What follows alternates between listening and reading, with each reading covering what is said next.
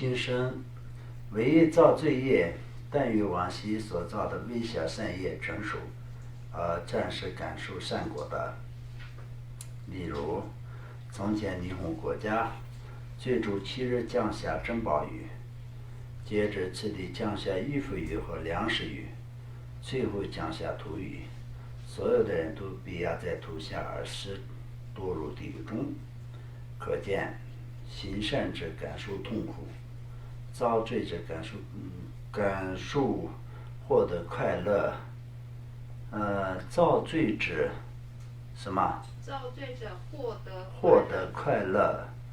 都是往昔业力成熟的果报。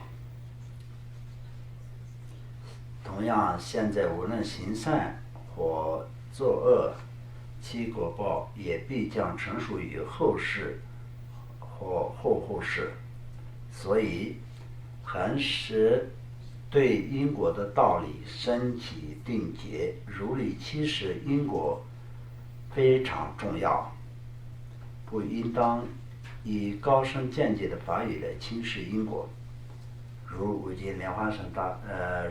尽莲师对藏王说，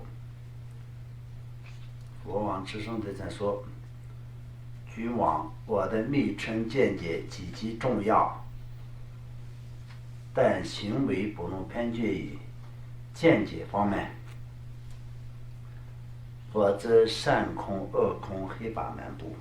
将成为魔见。同样，见解也不能偏对于行为方面，否则将被实相和有相所束缚，无有解脱之机会。”又说：“是故见比虚空高，须使因果具教分细。”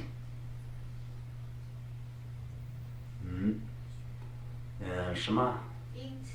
因此，正与实相指见解的同时，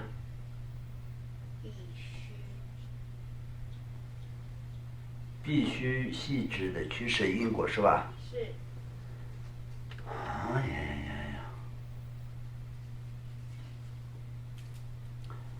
那这句话是非常非常的重要。前面所讲的这些话，前面有一个霓虹国的这个故事嘛，这个方面来说的，就大家可以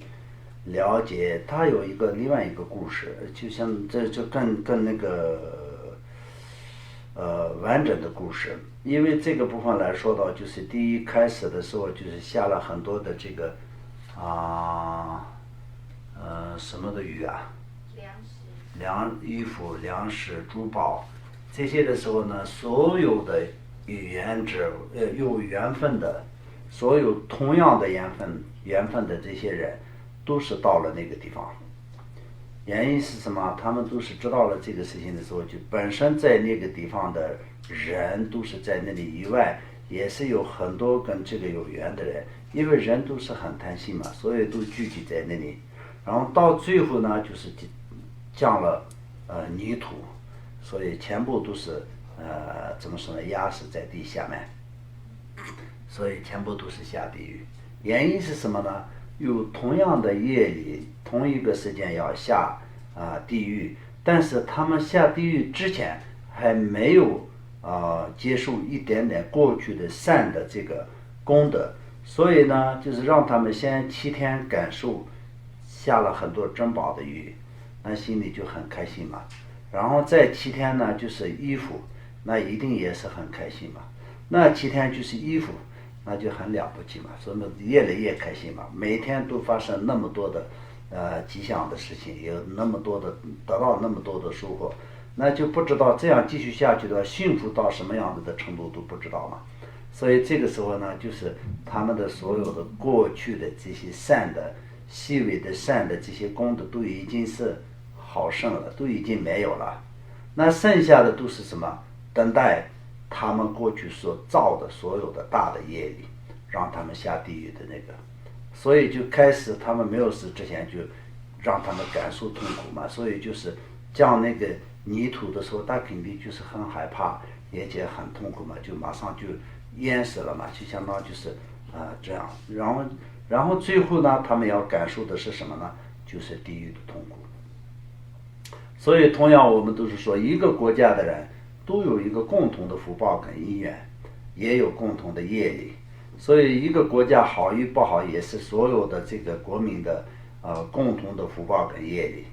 今天在佛法在这个世界上，心生有不心生，也是所有众生的共同的福报跟因缘业力。业力重的时候呢，就佛法也是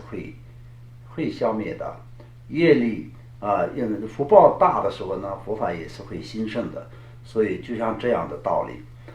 所以共同的因缘跟这些就是这样。就像比如说去年2020年的时候，那很多地方就是全世界所有的人都是共同的一个业力吧，所以产生了那么严重的疾病。但这个当中也有一些区域是比较好的，那么那个区域的共同的所有人的共同的福报比较好，所以有些区域就没有生病那么有些区域呢就非常严重，有些国家非常严重，那也是一样的，那个区域的所有的人共同的业力，所以就这个是同样的道理。也有共同的业力跟共同的福报，也有自己的业力跟自己的福报，所以这个不同的。但是任何一个人，尤其是我们修持密法的人，必须得要知道的这件事情。莲花生大师对国王持松的在说的一样，从间接方面来说的，就如同在虚空上飞往的怎么说呢？就像那个金翅鸟也好，或者是那种鸟类一样，那么就非常高的。那现在来说的，就像飞机或者是那个太空舱一样的，就非常高的，就是无比的高度。间接方面来说的话，就修持大圆满法的一个人来说的话，那么就是他完完全全了知了一切道理，证悟了一切道理。但是从因果方面来说的，必须得细微的要善数因果，不然的话就这两个就不同的。所以我们就一定要知道，我们修到什么样子的时候，应该造一点点的业是不会有太大的影响，不能这样去想。我们今天要能听得懂的就是这个这个是非常重要的。哎呀，有人问帕丹巴仁波切如证悟了空心而造罪业，有害无害那么就比如说有的人说我已经证悟了空性，所以我造业是没有什么影响什么等等的，这种说法是会有的嘛。帕丹巴仁波切答言答道是吧，若证悟了空性便不会造罪业，因为证悟空心和升起大悲心是同时的。所以若想修持正法，应当以取舍因果为主，并且见解和行为不相脱离而修持行为跟见解是不相脱离，这个是什么意思呢？见解再高也是行为必须得要如法那么这些方面来说到，就像我的这些大上师们，我的根本上师们，老上师如巴仁波切、巴旺本玛格松，然后老无尽活佛那他们那些上师们，就是对于这些因果跟造业跟这些方面，那么从一个就实践人的一种语言来形容的话，就非常非常胆小的一个小童一样，儿童一样丝毫不敢造任何一点点细微的罪业。然后修善的方面来说的话，就日夜不间断的精进的修持。这些这么有成就的大上师们、高深大的，都是这样的修持的话，那我们应该要怎么去做？这才是最重要的那他们的见解都是如同莲花生大师一样，如同佛陀一样的，但是修持方面比我们任何一个人都更精进努力的修持。所以见解跟行为这两个是非常重要的。那如果你见解高，那每天到晚都是你都怎么说呢？不进行任何修持，不进行任何的善习，那没有用的。所以就这个方面大家一定要知道，见解高，怎么说呢？并不代表你可以造业，因果才是最重要的。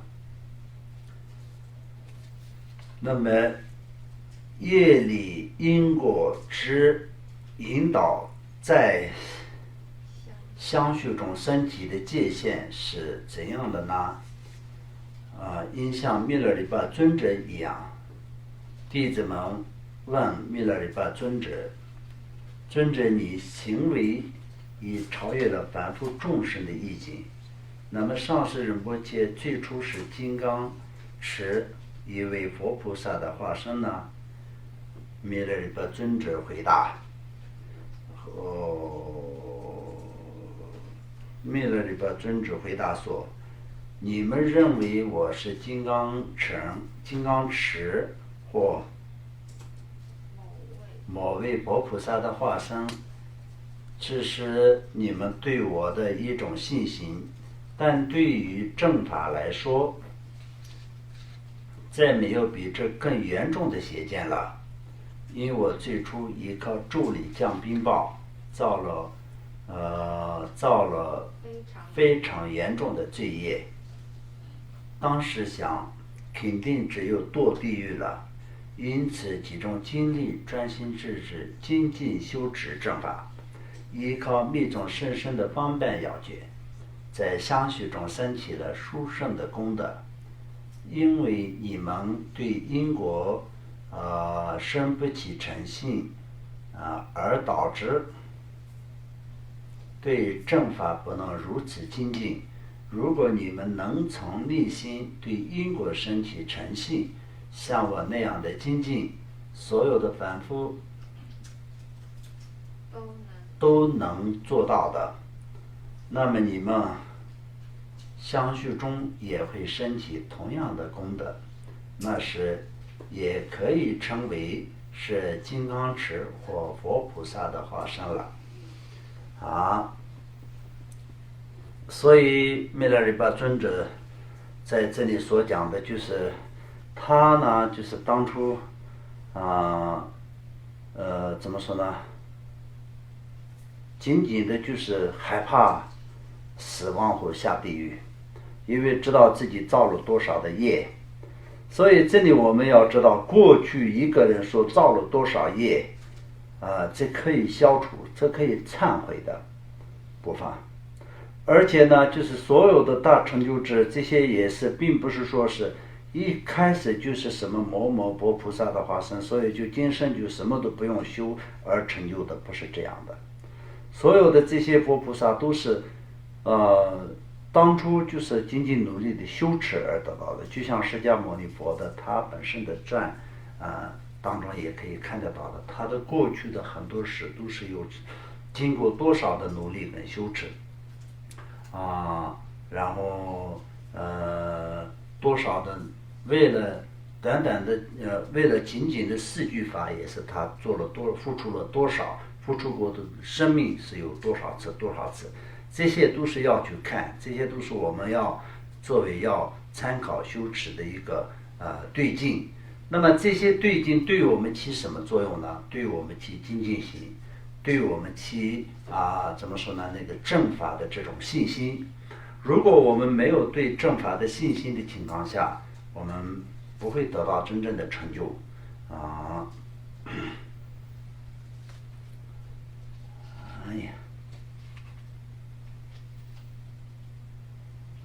弥勒里巴尊者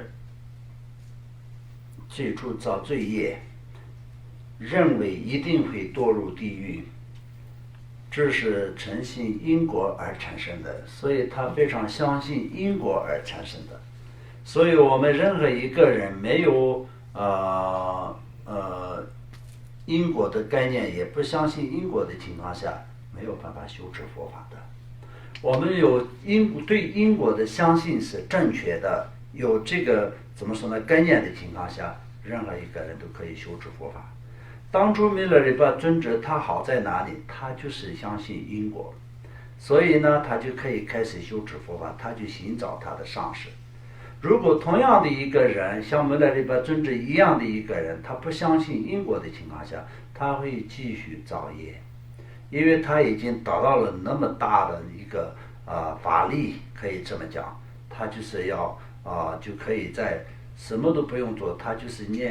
念一些咒语就可以杀死很多的人，降冰雹等等的，他肯定会统治一个领土都是没有什么问题的。实际上那个时候，他可以就是招兵买马，他成为一个区域的国王都是有可能的，对不对吧？但是他相信因果，所以呢，他就没有这些的想法，所以他就造业的过程当中，他自己都很害怕然后就他怎么说呢？那个报出是他就是必须得要做的事情。他为了报出，当初就是学这些读法，后来的他就是降冰雹，那些都是逼的，不是说他言语的那些当地的人就是逼了他，然后就是当地的人都是把他当作是敌人，把他当作是仇人，准备来杀他，准备去打他，准备抓他的时候，他就是不得已去做了这些但是他最终呢，就是他有这个对因果的概念，所以诚信因果，所以就他开始修持佛法。